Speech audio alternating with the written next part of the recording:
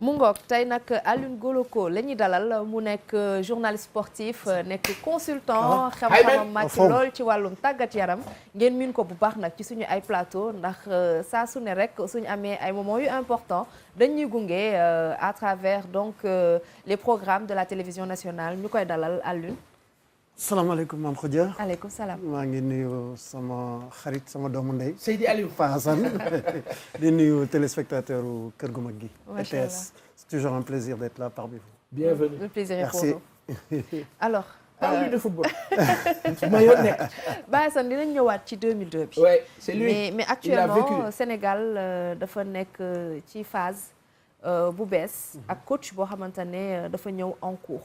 alors déjà sa appréciation par rapport ak 3 matchs yi nga xamante ne Thiaw def na ko ci banc sénégalais bi. alors loo mën a donte sax 3 matchs tuuti na pour évaluer coach. waaye Olof Ndiaye mooy tàmm di wax ne cin bu naree neex su baxee xeeñ. Pape Thiaw ci lu mu jot a baxal ci cin li mu ngi xeeñ neex. dëgg fa yàlla il est arrivé 3 matchs 3 victoires. 0 but encaissé. donc et en plus de ça dafa commencé indi lu bees si biir tanière bi xam nga dañu dee wax changement dafa baax. nit ñi duñ man je fais partie en tout cas dañu yaakaaroon ne ñu doon wax ne Aliou Cissé dafa waroon a dem. parce que usure dafay am. surtout ci équipe football.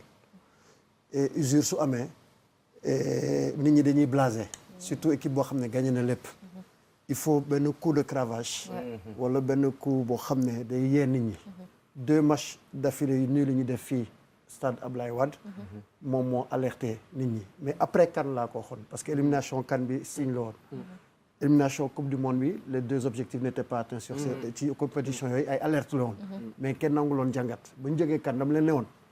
bu ñu bëggee continuer di progresser ak rester au sommet il faut ñu changer architecture équipe nationale bi. yenn éléments yi il faut ñu changer habitude yi méthode yi peut-être même sax. hôtel bi ñuy def regroupement sax peut-être dañ ko war a changer.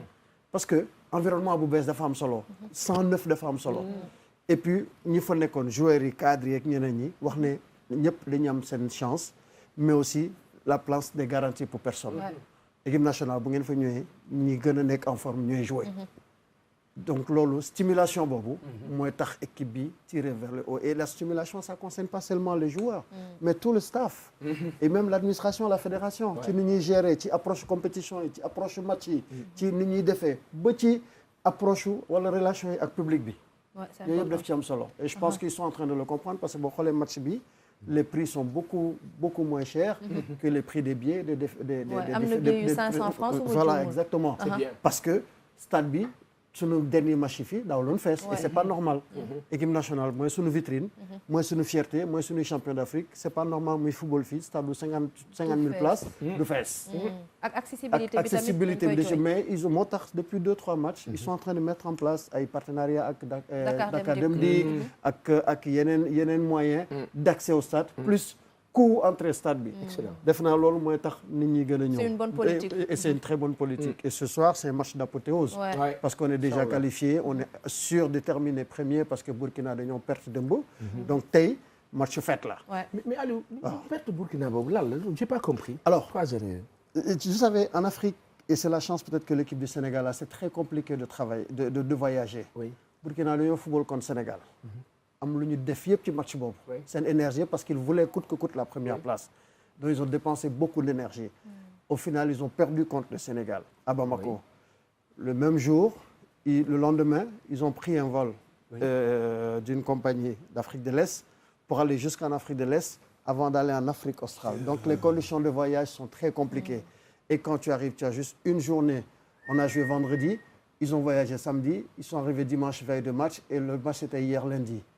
donc cette fatigue cumulée mën na expliquer contre-performance su kii bi et le décalage horaire parce que hier on est à +3 en Afrique de l'Est on est à +2 en Afrique australe le match se joue à 13h heure foofu 16h GMT pour ñun donc ils sont perdus loolu moo war a et Malawi c'était pas aussi une mauvaise équipe et aussi ils avaient à cœur de terminer en beauté chez eux donc ce sont ces ingrédients qui peuvent expliquer cette défaite des étalons du Burkina. et ça s'explique très logiquement beneen mbir boo xamante ne ñu ngi koy gis fii ci Sénégal ça fait 5 ans que l'équipe nationale du Sénégal suy dem phase finale yi pour dem Coupe d'Afrique du perdre match.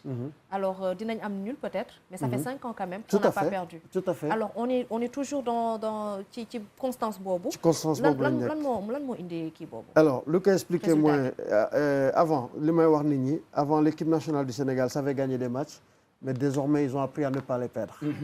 C'est en ne perdant plus de matchs qu'ils sont parvenus à être champions, qui sont parvenus à aller 2 fois en Coupe du Monde et qu'ils sont parvenus à se maintenir pendant 3 ans à la tête du classement africain de la FIFA.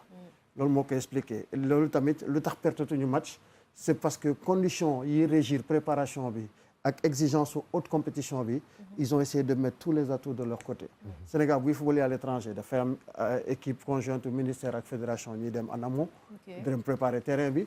le gouvernement bi dina génne moyen pour am avion spécial buy jël joueurs yi voyager loo leen parce que si tu fais une ligne commerciale normale un Dakar Blantyre ou un Dakar Lilongwe c'est 24 heures voire 25 heures de vol alors que si tu affrètes un avion directement ça te coûte entre 6 et 7 heures de vol donc tu vois le gap déjà li ngay gagné ci organisation bi les joueurs récupèrent et match bi bu jeexee le même avion peut ramener le joueur ñu ñibbisi parce que bu ngeen seetloo éliminatoires yi on les a joués en 3 mois 3 mois on a fait 6 matchs 2 matchs par mois et souvent il y a des écarts de 3-4 jours entre les matchs. Vendredi la ñu footballoon contre le Burkina à Bamako on est mardi aujourd'hui donc 4 jours après on est à Dakar pour jouer contre le Burundi et donc loolu moo tax performance yi ñëw mu tombé tamit ñu am tombé ci 5 ans et période boobu c'est une période où les footballeurs sénégalais ont été peut-être les footballeurs les plus en vue dans les plus grands championnats d'Europe.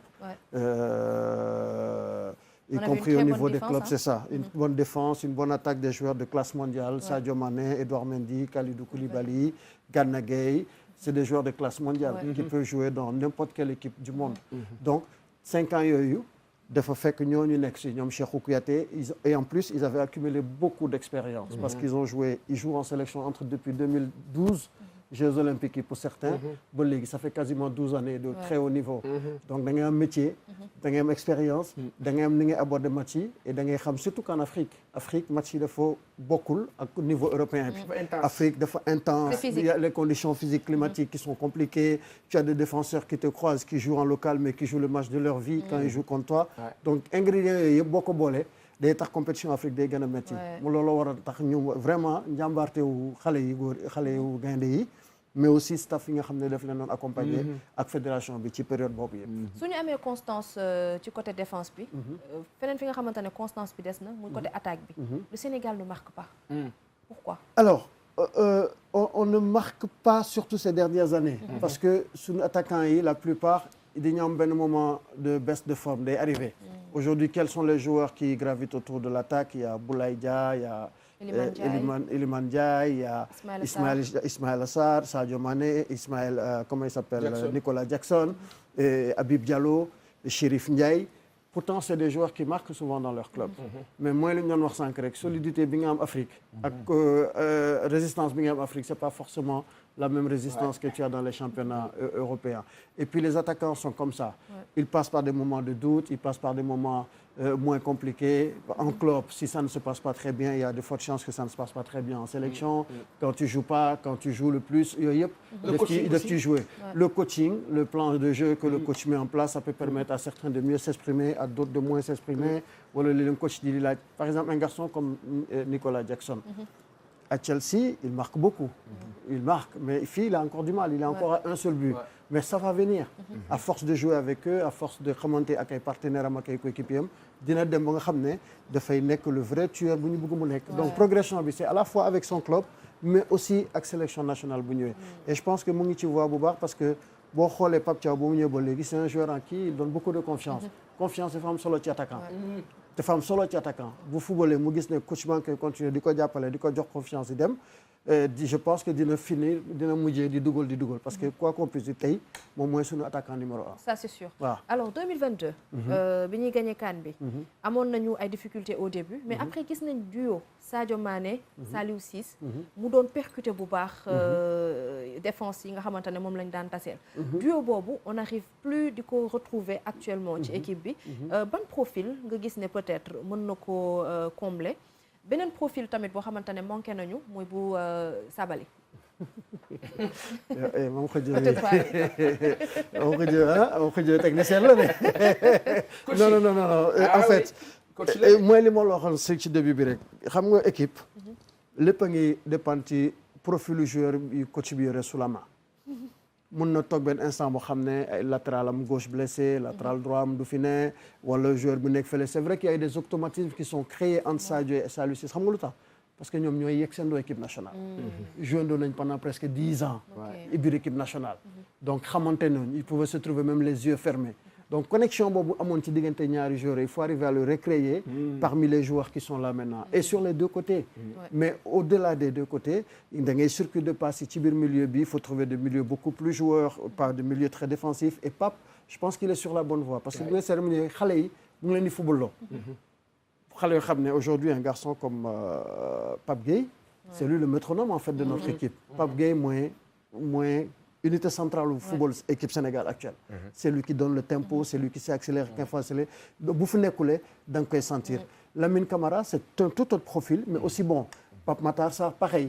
à côté de ñoom nag am nga mag ñoo xam ne ku mel ni Idrissa Gana Gueye l'expérience est là expérience ak métier xam nga match bu nekk ak réalité am ak profil am. Habib Diarra wane na li mu mën a il est bien sur les côtés mais il est aussi bien comme milieu parce qu'en club il joue comme milieu il est capitaine il est patron. donc match bu nekk ak réalité am. match bu nekk. am na profilu joueur bu muy soxla. donc c'est maintenant au coach bu defaree moo tax coach tamit di def ay liste 26 joueurs. pour nga xam ne en fonction de adversaire yi muy am dina xam yan joueur la mën a teg mais ñun Sénégal chance bi ñu am y a une vraie interchangeabilité entre les joueurs. c'est-à-dire quel que soit joueur boo teg mun nga am le même rendu. loolu dafa am solo dafay créer une certaine homogénéité dans la qualité de production de l'équipe mais dafay créer en même temps une homogénéité de force. nga xam ne que mu nekk A B C D coach mënut a teg équipe bi. rendement bi du baissé wu. ça te donne toujours le même rendement te loolu dafa am solo ci équipe. c'est important Sabali Youssouf. alors suñu mënoon vraiment wax ak moom ba mu dellu si waat dina baax trop ci ñun. parce que c'est quoi le problème. non moom moo décidé arrêter carrière internationale. il joue bêtise mais xam nga joueur day am. day am un moment gis ngeen Griezmann léegi France xëy na arrêté carrière internationale day am. day am les joueurs à un moment donné dañuy blasés ils sont fatigués ils sont épuisés ou physiquement. leur corps ne répond plus comme il faut. donc frustration tamit yenn saa bon moom waxu frustration en tout cas moo demandé arrêter peut-être parce que et puis blessures yi parce qu'il est très fragile quand même comme joueur. souvent dafa am ay blessures yu bari donc di accumuler blessures yi sélection di accumuler blessures yu club peut-être ça commence à faire beaucoup ci moom. il a décidé de prendre sa retraite internationale après presque 10 ans. parce que et il a rendu de très bons services à cette équipe nationale. man joueur la boo xam ne quasiment fàttaliku ma il n'a pas été bon. tous les matchs qu'il a joué avec le Sénégal propre bon comment dirais-je correct et constant. donc kooku 2019 bi ñu demee Égypte. Coupe d'Afrique bi. c'était un de nos meilleurs éléments. ça non chaque fois qu'il a joué il a été bon. donc tey ñu ngi koy jooy tey latéral droit mooy suñu maillon faible. mais Crépin est en train de nous rendre un gros service sur ce poste-là. Un garçon comme Noah Fadiga qui est en train de faire une excellente saison aurait pu être le cas. Mais Noah, son cas est beaucoup plus particulier puisqu'il a on lui a découvert une arythmie cardiaque comme ça avait été le cas avec son père. Il a mis un défibrillateur. Et je pense qu'on va lui laisser encore un peu de temps. Le temps mu ressaisir ci loolu yëpp mais ñëwaat. Mais au regard de la saison qu'il est en train de faire avec son club, c'est un garçon qui mérite d'être vu et revu dans cette équipe-là. Ça, c'est sûr. Parce qu'il a beaucoup de qualités, il a un football très offensif, il est très technique, certainement d'affaire Adéano Papadi. Son père reste un des footballeurs sénégalais les plus techniques qu'on ait connus. Donc Adéano Papadi, bu nekkee ci moom, il est très très technique. Et donc je pense que quand il viendra, il va nous faire lui aussi beaucoup de bien. Mais ceux qui sont là, ils sont pas mal. Ils font le job. Et ce qu'il faut apprécier chez Pape Thiaw, on a vu que dans ces différentes sélections maintenant, on arrive à donner la chance aux joueurs locaux. dafa am solo. équipe nationale Sénégal du seulement équipe nationale doomu Sénégal yi nekk bitim réew. faw ñuy football ci réew mi. di fi football ci championnat bi di ñafe il faut ñu révéler leen. wax leen ne c'est possible aussi pour vous. du seulement bu ngeen demee France wala bu ngeen demee feneen ci Europe lañ leen mën a convoquer équipe nationale. bu ngeen nekkee fii performant dañ leen war a mën a convoquer. et c'est bien qu'ils ont convoqué le gardien du Jaraaf ils ont convoqué le latéral gauche du Jaraaf donc c'est bien. dina motiver yeneen xale yi nga xam ne ñu ngi jouer championnat Sénégal ñu ne ñun danañ yokk góorgóorlu ndax ñun tam ñu am suñu chance. dem équipe nationale. mais justement championnat Sénégal Aliou. qu'est-ce qu'il faut pour que championnat bi éclore changer am un plus les emprises sont là. qu'est-ce qu'il faut. l'accompagnement des entreprises. Et qu'est-ce qu'il faut plus de moyens. Qu'est-ce qu'il faut pour que mais il faut écoute entreprises yi toutes les autorités ont lancé l'appel. mais il faut ñu jàpp ci football local bi parce que football Sénégal le vrai football le vrai baromètre de notre football c'est notre football local en réalité du équipe nationale bi parce que équipe nationale bi ñi fi ne c'est vrai ce sont nos fils ce sont nos ambassadeurs ce sont nos représentants mais pour la plupart ils ont été formés à l'étranger. mais les plus produits du football sénégalais ñi nga xam ne fii la ñuy xëyee fii la ñuy dañ nekkee xale ba léegi fii la ñu mës a football mësuñu dem fenn ce sont eux les vrais baromètres de notre football. te dañ leen war a dimbali dañ leen war a jàppale. football nag championnat local professionnalisé dafa soxla moyen. moyen bi mooy permettre ñuy fay salaire aux joueurs yi au niveau local. ba nga xam ne dinañ fi am loo xam ne dinañ ci gis seen bopp boo du ñu jóg dem football yi yeneen dëkk yoo xam ne tanewuñu Sénégal. parce que footballeur sénégalais yaa ngi jóg di dem football yi dëkk yoo xam ne tanewuñu Sénégal yaa ngi dégg. parce que tout simplement li ñu leen war a jox ci moyen li ñu leen war a jox ci fay jotuñu ko. looloo war a tax ñuy bëgg di dem. sponsor yi. waaw sponsor yi ñoom ñoo suivre totalement. te c'est vraiment dommage parce que ñi fi nekk am pouvoir de décision au niveau des sponsors muy aussi bien dans le privé que dans le public dinañ bëgg football. mais équipe nationale rek la ñuy seetaan. c'est ça mais bu ñu bëggee jàppale football Sénégal nu ñu bëggee bu dee bëgg nañu équipe nationale comme ni ñu ko waxee. seen mission moo war a wax ñu dimbali accompagner football local bi di ci def ay moyens ba nga xam ne joueurs locaux yi mun a compétitif mun a am motivation. ba mun a yegg niveau wu ñeneen ñi. ñun parce presse que bi nag. des clubs alors presse bi ñu ngi def seen liggéey. wax dëgg fa yàlla parce que au-delà de la presse traditionnelle, les nouveaux médias également s'investissent beaucoup sur le football local. Man, journaliste là, mais mon premier circuit d'information sur le football local, c'est des groupes WhatsApp créés que par des passionnés, iFans. Tout sur la Ligue 1, football du Sénégal, sur le football, c'est des groupes WhatsApp qui sont là, mais qui te donnent des informations en temps réel sur le championnat local. Man, su ma nekk au Sénégal, foofu laay dem pour informer wu ci football local bi et c'est de très très bonnes informations et souvent avec des niveaux d'analyse aussi pertinents que celles de journalistes ou autres connaisseurs donc c'est des passionnés. am nañ Paasan Seck foofu tamit. waaw donc passionnés yooyu. dinañ la jàngal léeg-léeg yow mi nga xam ne football mooy sa métier loo xam ne xamoo ko ci yoon. wala nañ la wax information ci joueurs yoo xam ne. wala ci club yi wala ci yoo xam ne yow en tant que homme média qui suit au quotidien ce club doo ko am. donc c'est de bonnes sources d'information mais aussi c'est de bonnes sources d'apprentissage et de connaissances sur notre championnat local. donc affaire bi synergie la war a nekk. médias dirigeants. entreprises privées. entreprises publiques. et comité supporter et population ñëpp booloo pour mun a indi seen i moyens ak seen i motivation pour ñu jàpp ci football local bi. on a fait un miracle en gagnant le CHAN dernièrement en Algérie qui est le championnat des championnats africains locaux avec Pape Thiaw. Donc c'est un miracle quasiment parce que autant on a gagné ce CHAN autant nos clubs avaient du mal à se qualifier aux compétitions de la CAF. Jaraaf def na ko ren dina jouer coupe CAF. mais il faut mu nekk tradition chaque année phase de poule coupe CAF wala Ligue des champions africaine. muy am ay représentants africains. mais même Jaraaf coupe CAF bi. waaw maa ngi gis ñu ne pour location stade bi dina am problème. 30 millions quand même. Ouais, mais je pense qu'ils doivent pouvoir négocier avec la SOGIP, qui est la société qui gère la gestion du stade, pour trouver un terrain d'entente et le trouver à Dambodj et defal leen ay facilités pour Jaraaf mun fa jouer. Mais surtout Jaraaf mu jouer fort, c'est pas le plus important. Le plus important mooy mu jouer fort. Supporters sénégalais ñëw jàppale leen, supporter leen. Ils commencent leur campagne en Côte d'Ivoire le 27, ils jouent contre la SEC d'Abidjan à Abidjan, mais c'est un premier match fii à domicile. Tous les clubs de Ligue 1 ñoo war a wax seen supporters yi. yéen ñëpp mànkoo leen comme ni ñu mànkoon uti ndam li fële. ne ñu mànkoo supporter Jaraaf. ndax mu dem fu sori ci coupe CAF bi au moins coupe CAF mën a dugg fii. parce que dama koy wax keroog ma ne ko aujourd'hui notre vrai challenge ce n'est plus de gagner une CAN, ce n'est plus d'aller à une coupe du monde non. c'est de réussir à accompagner un club sénégalais pour remporter une compétition CAF. C'est important. Parce que ça n'est jamais arrivé depuis les nouvelles formules de compétition CAF. Aucun club sénégalais n'a encore remporté un trophée, n'a encore même fait une demi-finale. Donc c'est important. loolu mooy sunu défi tey le vrai challenge du football sénégalais c'est ça. moo ci gënoon sori football le final coupe confédération. mais boobu c'était pas encore sous cette nouvelle formule. comme ça ñu mën a indi ay stimulation. et puis bañ a fàtte tamit jigéen ñi. parce que c'est l'avenir du football. Le football féminin. C'est l'avenir du football féminin. Le football féminin ñu ngi jouer les filles de la Médina. elles sont en Ligue des champions. de la coupe Champions League féminine.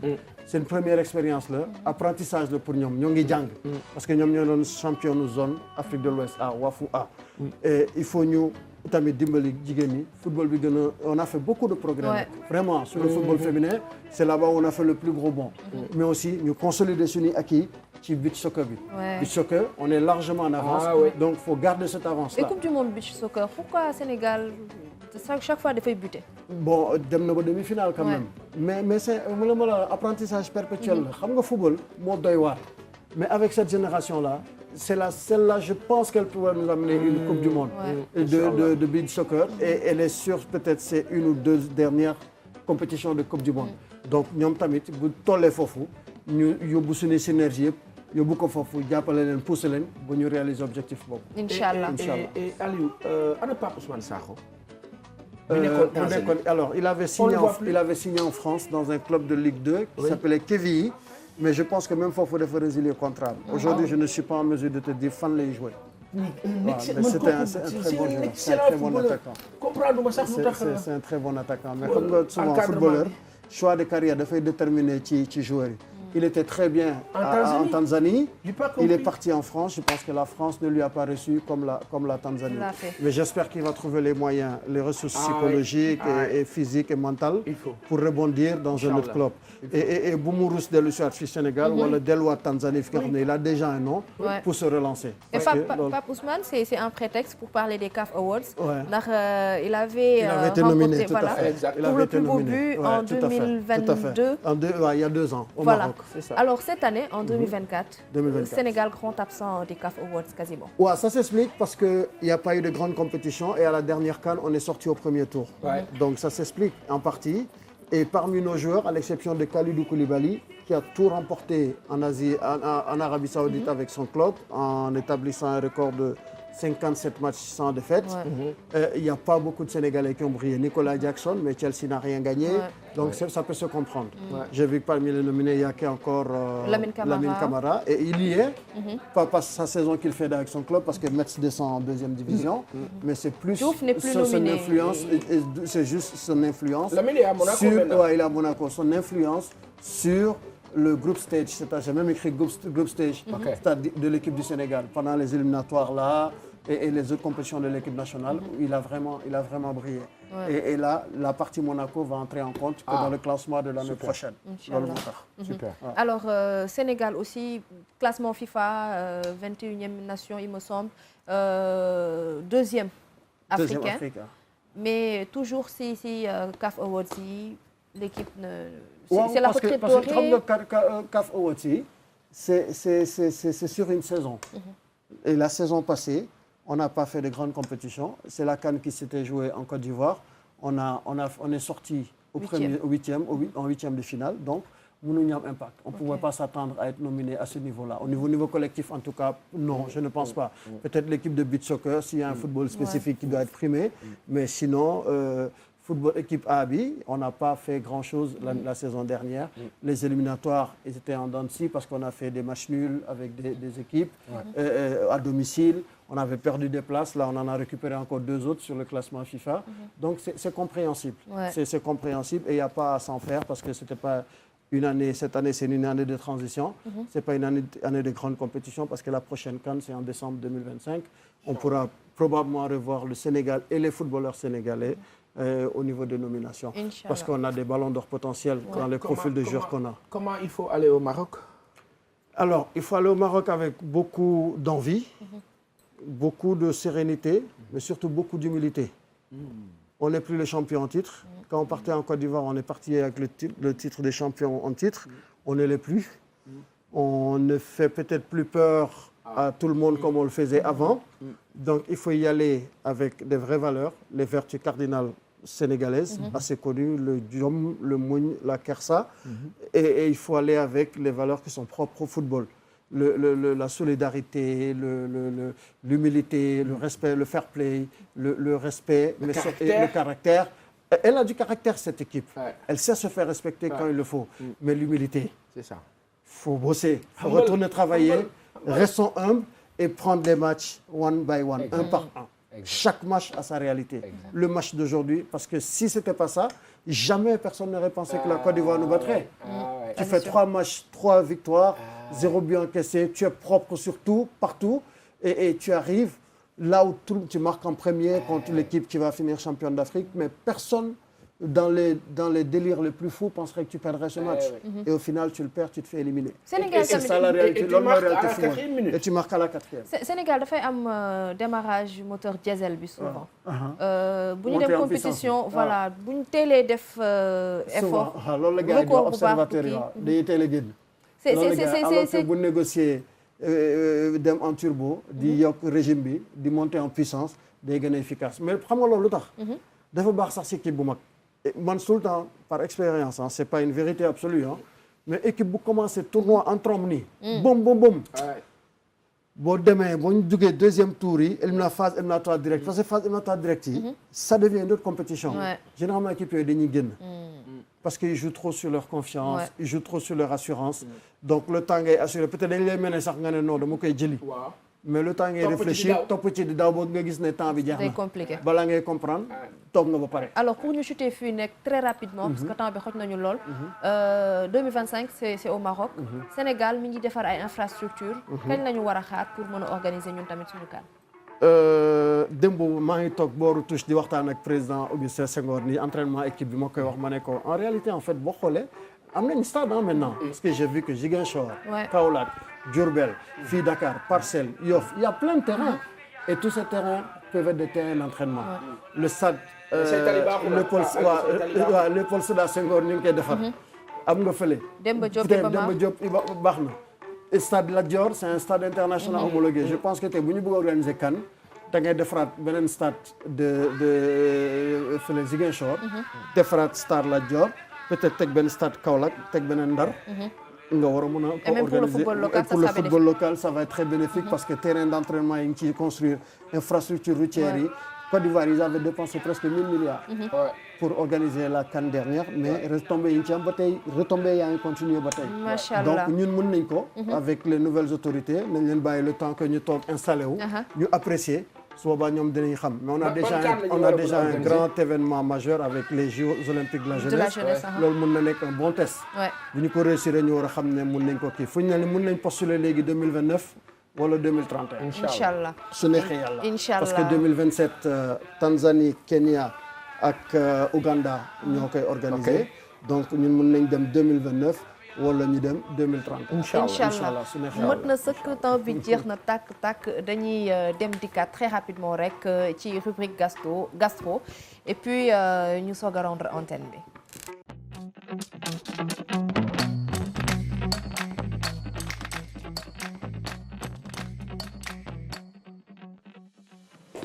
voilà rubrique gastro mooy rubrique préférée bu mbayeen yi si seen yeeg waddeen yi alors tey nag dañuy ñëwaat ci li nga xamante ne moo di plat international mais suñu plat national ñun Sénégal international parce que nekk na ci UNESCO patrimoine mondial bu UNESCO donc voilà mu di ceebu